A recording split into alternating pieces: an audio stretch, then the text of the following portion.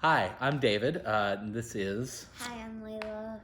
I'm married to Megan, and this is our child, whom we love. What are we going to read today, Uh, child? Mark 1:29 through 39. Cool. So, Mark 1:29 through 39. As soon as they left the synagogue, they entered the house of Simon and Andrew with James and John. Now, Simon's mother in law was in bed with a fever, and they told Jesus about her at once.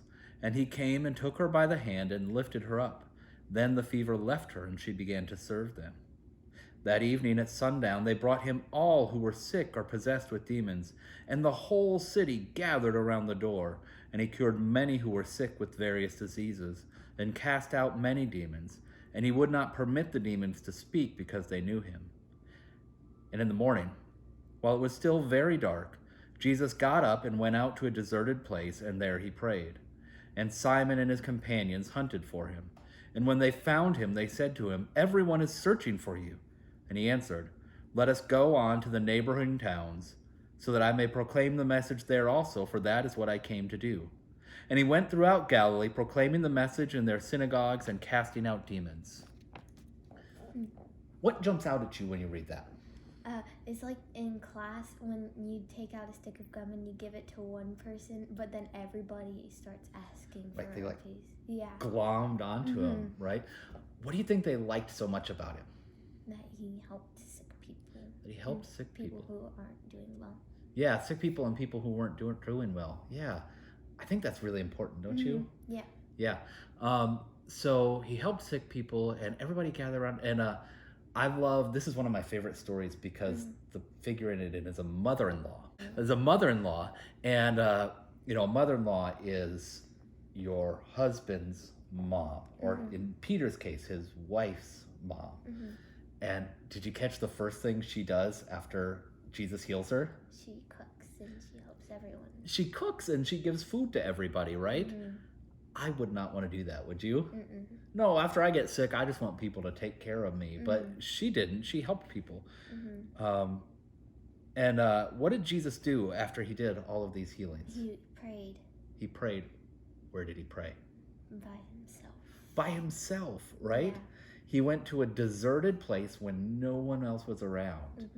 It's like, when you go in your room and you shut the door so no one can bother you. But when you're at home and you go and shut your door so no one can bother you, what happens?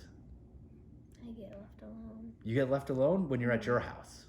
Well, usually my sisters come and they come and bug me. Your sisters come and bug you. So notice, Jesus went off on his own, and it says the disciples hunted him. Oh my god. They ran after him like a little sister bugging a big sister, right?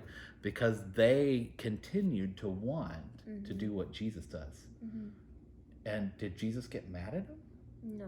Do you get mad at your sisters when they bug you? Maybe. Maybe? Sometimes? A little bit. How come? But because they don't close the door after they come in. They say it's your room, so you have to close the door. And I'm like, Because they don't always follow the directions well, right? That is just like the disciples. They don't always follow the directions well, and they don't leave Jesus alone. And the thing is, Jesus doesn't get mad at them. He continues to help them and teach them and show them how. Yeah.